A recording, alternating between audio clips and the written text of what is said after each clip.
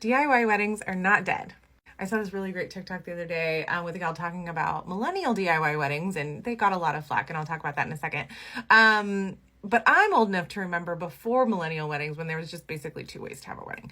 And it was either you have the very traditional ballroom wedding with the big budget, or you DIY'd. And the DIY was not that creative. It was like paper mache and streamers and Jordan almonds.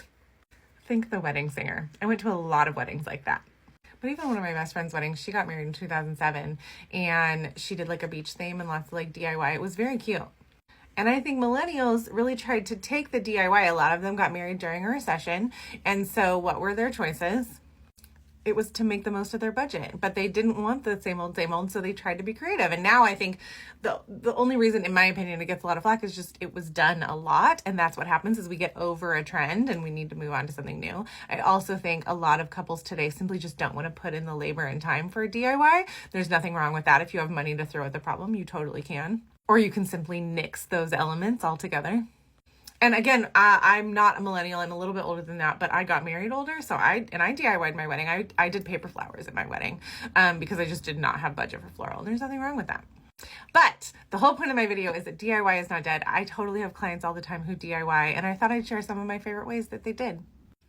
A number of my clients over the last, let's say 3-4 years have done faux florals. And I think it turns out great. Like some of my favorites was even just some Michael's faux florals. Like last year I had a couple who did just like one bloom per bud base and like a little votive candle on the table with the table number. And it looks so clean.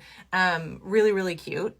I've had a number of clients do those solo wood flowers, and I like the flexibility with these because you can dye them, you can leave them bare, you can do white, you can do really vibrant colors, you could do pastels. Like you have so much flexibility.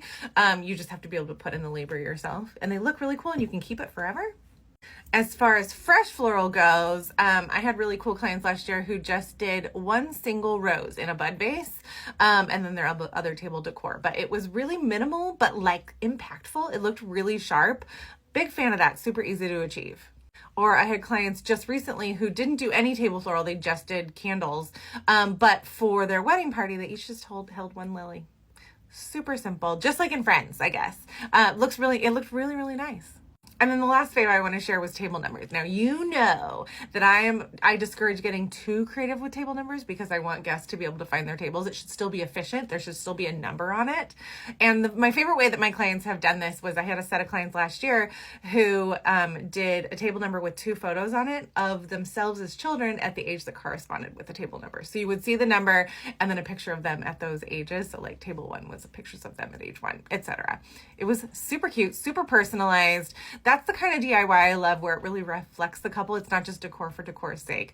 It's really intentional. I'm just a big fan of that. I'd really love if you've had a recent wedding. What have you done to DIY?